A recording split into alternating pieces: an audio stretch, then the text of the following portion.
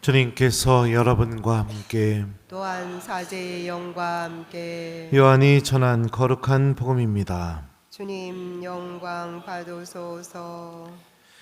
그때 요한은 예수님께서 자기 쪽으로 오시는 것을 보고 말하였다. 보라, 세상의 죄를 없애시는 하느님의 어린 양이시다. 저분은 내 뒤에 한 분이 오시는데 내가 나기 전부터 계셨기에 나보다 앞서신 분이시다 하고 내가 전에 말한 분이시다. 나도 저분을 알지 못하였다. 내가 와서 물로 세례를 준 것은 저분께서 이스라엘에 알려지시게 하려는 것이었다. 요한은 또 증언하였다. 나는 성령께서 비둘기처럼 하늘에서 내려오시어 저분 위에 머무르시는 것을 보았다.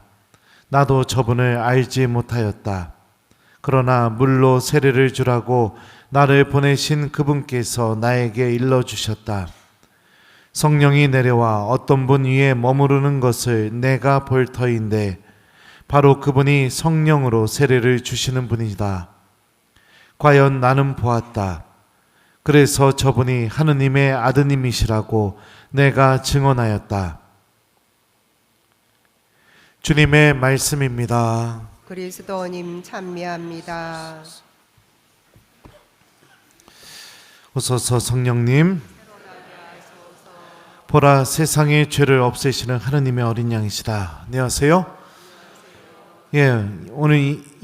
오늘 요한은요, 세례자 요한은 예수님을 향해서 이렇게 말합니다. 보라 세상의 죄를 없애시는 하느님의 어린 양이시다. 세상의 죄를 없애시는 할 때 이 없애다 라는 이 단어는 이 그리스 말로 아이로라는 단어가 쓰였는데 이 단어는 뭐냐면 여기 뭐가 있으면 이거 이렇게 집어서 들어 올리는 거, 이걸 의미해요. 우리가 보통 죄를 짓게 되면 죄가 우리 안에 있겠죠. 그죠? 우리와 함께 다니겠죠. 그러면 이 예수님은 어떤 분이시냐? 내 안에 있는 죄를 집어 들어 올리시는 분이십니다. 그래서 죄가 나로부터 떨어져 나가게. 그러면 이 죄는 누구랑 같이 있어요? 예수님과 함께 있습니다. 그리고 예수님은 우리가 지은 죄를 다 짊어지시고 십자가에 못 박혀서 돌아가신 거죠. 그래서 죄가 없어지게 해주신 분이시죠. 특히 세상의 죄를 없애시는 이 표현은 또 이 그리스도 성경을 보면 현재 분사로 쓰였어요. 지금 이 순간에도 계속 진행되고 있다는 것을 의미합니다. 주님께서 우리에게 오신 이유는 세상의 죄, 그리고 우리 모두의 죄를 없애시기 위해 그 죄들을 다 짊어지셔서 우리가 죄로부터 자유로워지게 해주기 위해, 그러기 위해 우리에게 오셨습니다. 이게 예수님이 우리에게 오신 목적입니다. 근데 만약에 내가 주님께 죄를 용서받는 것을 죽도록 싫어한다면 주님께서 나에게 하실 일이 뭐가 있을까요? 내가 죄를 저질러서 죄가 내 안에 있고 나의 삶이 어둠 속에 있고 기쁨도 사라지고 그런 상황에 놓여 있는데 그 죄를 주님께서 나에게 오셔서 내 죄가 무엇인지를 보시고 그걸 집어 올리셔서 그 죄로부터 해방시켜 주셔서 나를 깨끗하게 만들어 주시기를 예수님이 원하시는데 그거를 내가 죽도록 싫어한다면요, 내가 그걸 원하지 않는다면 그럼 예수님이 나한테 하실 수 있는 게 있을까요? 아무것도 없습니다. 아무것도 없어요. 신부님을 초대해서, 예를 들어서 신부님이 가정에 오시면 하실 수 있는 게 뭐죠? 가정 축복, 가정 미사, 고해 성사, 병자 성사, 이런 것들을 신부님이 해주실 수 있죠. 그래서 신부님을 집에 초대해 놓고선 신부님 보고 미사도 기도도 성사도 아무것도 하지 마시라고, 가만히 계시라고. 그러면은 신부님이 할 수 있는 게 뭘까요? 그 집에서 아무것도 할 수가 없습니다. 복음서들이 증언하는 죄를 용서해 주신 예수님의 모습을 우리 한번 떠올려 봅시다. 보통 병자들이 주님께 다가와서 치유해 주시기를 청했고 주님께서는 병자들을 치유해 주시면서 뭐라고 말씀하셨을까요? 얘야, 너는 죄를 용서받았다. 그죠? 내 믿음이 너를 구원하였다. 이렇게 주님께서 말씀해 주셨습니다. 다가가셔서 어루만져 주시고, 다가가셔서 그들에게 그들의 눈이 보일 수 있게 직접 치료해 주시고, 그들의 귀가 열리게, 그래서 그들이 하느님 나라를 바라보고 주님의 말씀을 들을 수 있게 예수님께서 그렇게 해주셨어요. 죄인들에게. 또 어떤 걸 해줬을까요? 나무에 올라가 있던 자케오에게 이렇게 말씀하시죠. 자케오야, 얼른 내려오너라. 오늘은 내가 내 집에 머물러야 하겠다. 자케오는 내려와서 예수님을 자기 집에 모십니다. 주님과 함께 머무는 시간. 예수님이 이런 말씀을 하지 않으셨어요. 나는 오늘 너의 죄를 용서해 줘야겠다. 그게 아니라 그냥 내가 너의 집에 머물고 싶다. 근데 그 머무는 시간을 통해서 자케오는 회개하게 되었고, 주님께서 이렇게 말씀하셨죠. 오늘 이 집에 구원이 내렸다. 이 사람도 아브라함의 자손이기 때문이다. 남편만 6이나 있었던 사마리아 여인에게 만나자마자 아우 이 죄인, 그냥 아우 저리 가, 이러신 게 아니라 그녀에게 네가 나에게 청하기만 하면 영원히 목마르지 않을 생명의 물을 내가 줄 수 있다.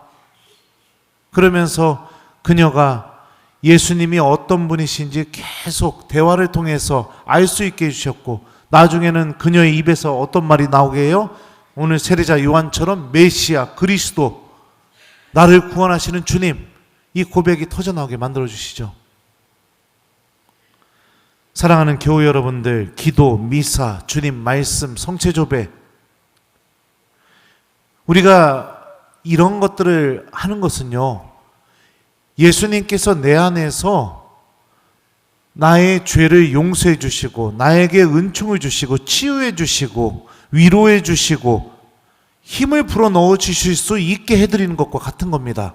다시 말하면 내가 미사, 기도, 주님 말씀, 성체조배, 이거를 일상의 삶 안에서 전혀 안 하고 살아간다면 나의 발걸음이 주일 미사 외에는 예수님과 함께하는 시간을 만드는 그 길로 전혀 걸어가지 않고 있다면 주님께서 우리들 안에서 하실 수 있는 일이 거의 없습니다. 사목생활을 하면서 알게 된 놀라운 사실 중에 한 가지가 뭔지 아세요? 보통 일상의 기도가 무너져버린 신앙인들은요, 대부분 판공성사 외에는 고해성사를 하지 않는다는 사실입니다.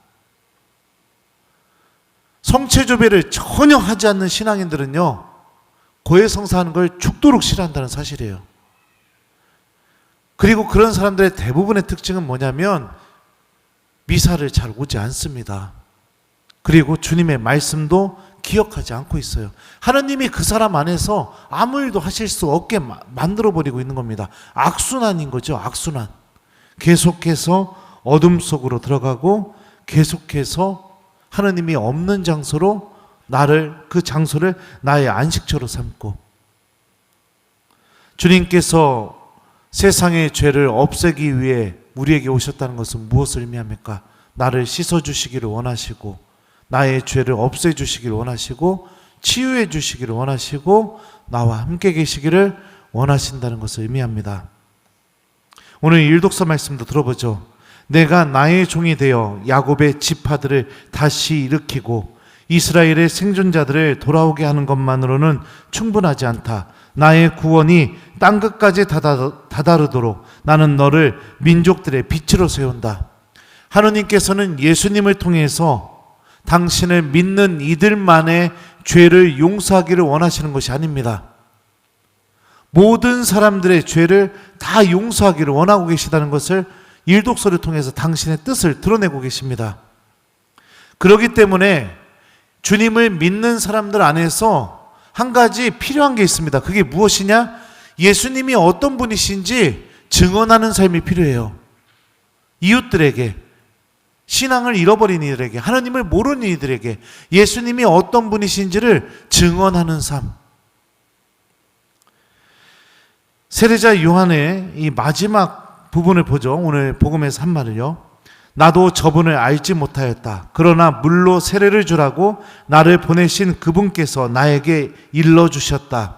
성령이 내려와 어떤 분 위에 머무르는 것을 내가 볼 터인데 바로 그분이 성령으로 세례를 주시는 분이시다. 과연 나는 보았다. 그래서 저분이 하느님의 아드님이시라고 내가 증언하였다. 이렇게 말합니다. 세례자 요한은 자신의 세례 활동을 통해 특히 예수님께 세례 준 사건을 통해서 성령께서 비둘기처럼 예수님 위에 내리신 것을 보았고 그 본 것을 갖고 사람들에게 증언을 했습니다. 저분이 하느님의 아드님이시라고. 마찬가지입니다. 우리도 신앙생활을 통해서 성령의 활동을 체험하고 나를 사랑하시는 하느님의 그 사랑을 체험하고 나에게 자비를 베풀어 주시고 용서해 주시고 나를 소중하게 여기시는 그 하느님의 놀라운 사랑을 체험하고 우리들의 입에서도 증언이 터져 나와야겠죠. 증언이요. 기도, 성체조배, 미사, 주님 말씀, 일상의 신앙생활, 하느님께로 걸어가는 신앙생활. 이 신앙생활은 우리들의 마음 안에 하느님 사랑에 대한 체험이 자라나게 해줍니다. 그리고 그 사랑이 희망을 바라보게 만들고 우리가 죄에 떨어지게 되었을 때 고해소로 가게 만들어줍니다. 그리고 하느님께서 나를 용서하셨다는 이 체험이 내 안에 깊게 뿌리를 내려서 어떤 일이 벌어지게 되느냐? 내 입에서 예수님에 대한 증언이 터져나오게 해줍니다. 미사 때마다 교회의 모든 사제들은 성체를 들어올리면서 여러분들에게 다음과 같이 말합니다. 마치 세례자 요한처럼요. 보라, 하느님의 어린 양, 세상의 죄를 없애시는 분이시니 이 성찬에 초대받은 이는 복되도다. 세상의 죄를 없애시는 하느님의 어린 양이 이 미사 안에 현존하고 계시고 세상의 죄를 없애시는 하느님의 어린 양께서 이 미사 안에서 말씀하고 계시고 우리의 죄를 다 용서해 주시는 그 하느님의 어린 양께서 성체 안에 현존하고 계시다고 사제들은 증언하고 있죠. 사랑하는 교회 여러분들, 성체 앞에 머무르는 시간을 사랑합시다. 미사에 오는 발걸음이 사라지지 않도록 합시다. 우리가 우리 몸의 성호경을 긋고 기도하는 순간부터 예수님을 희생시키면서까지 우리를 구원하시기 위한 하느님의 사랑이 우리들의 삶 안에서 드러난다는 것을 잊지 맙시다. 그래서 다시 기도를 시작하는 신앙인이 되길 바랍니다. 이 중에 일상 기도를 완전히 잃어버린 사람이 있다면 오늘 이 미사가 끝난 뒤부터라도 기도를 다시 시작하시기 바랍니다. 그리고 신부님, 저는 기도를 한 번도 안 빼먹었어요. 매일매일 하고 있어요. 이런 분들이 계시다면 여러분들의 기도가 입으로만 떠드는 기도가 기도인지 아니면 나를 사랑하고 계시고 나를 용서해 주시는 하느님을 기억하는 기도가 되고 있는지를 여러분들 기도의 모습도 한번 성찰해 봤으면 좋겠습니다. 나를 사랑하시고 나를 용서하러 오신 주님, 그 주님께서 나의 일상 안에서 아무 일도 하지 못하게 만들어버리는 그런 불행한 하느님이 자녀가 아니라 주님께서 나를 치유하시고 고쳐주시고 용서해 주시고 희망을 주시고 우리에게 구원의 빛을 드러내실 수 있는 예수님을 그렇게 해드리는 하느님의 자녀가 되는 것이 우리가 올바른 신앙을 갖고 살아가는 모습이겠죠. 그래서 이번 한 주 동안 숙제를 드려요. 일상기도 안 하시는 분들은 다시 좀 기도하는 한 주를 시작해 보시기 바라요. 그리고 평일에도 좀 미사 좀 와봐요. 미사 와도 괜찮아요. 안 죽어요. 큰일 안 나요. 여러분들 삶 안 망해요. 손해 안 봐요. 걱정하지 마요. 성체 앞에도 좀 앉아보세요. 안 죽어요. 걱정하지 마요. 안 망해요. 네. 하느님이 없는 곳에 가서 자꾸 떠들고 의미 없이 시간 보내지 마시고 나의 죄를 없애주시는 하느님의 어린 양이 계신 바로 이곳에 와보시란 얘기예요. 자, 그래서 기도 안 하신 분들은 그렇게 좀 이번 주 내가 성당에도 와보고 일상기도도 해보는 한 주를 보내기, 이걸 숙제로 드리고, 기도를 열심히 하고 계시는 분들, 여러분들의 기도에 대해서 한번 성찰해 봤으면 좋겠어요. 나의 기도가 어떤 모습인지. 그리고 특히 기도할 때 복음을 기억하면서 기도하는 한 주를 보내봤으면 좋겠습니다. 아무리 열심히 기도하고 미사에 한 번도 빠지지 않았다 하더라도요, 고해성사가 나의 삶 안에서 사라지고 있다면 나의 믿음은 예수님께서 아무것도 하지 못하게 만들고 있는 믿음인 겁니다. 기도하는 신앙인은요, 성체 앞에 머무르는 신앙인은요, 주님의 말씀을 듣는 신앙인들은요, 절대 그런 선택 못합니다. 6개월 만에, 1년 만에 고해성사하는 거예요. 말씀이 건드리기 때문에, 기도 안에서 성령께서 가르쳐 주시기 때문에, 그렇기 때문에 주님께 용서받고 싶고 다시 나를 정화하고 싶고 그런 마음들이 계속해서 생겨나기 때문에 그렇죠. 그래서 이번 한 주 동안 기도를 다시 시작하는 한 주, 그 다음에 나의 기도를 성찰하면서 주님의 말씀을 담아내면서 기도하는 한 주, 두 가지 중에 한 가지를 꼭 실천하는 우리 본당 교우들이 됐으면 좋겠어요. 보라, 세상의 죄를 없애시는 하느님의 어린 양이시다. 아멘.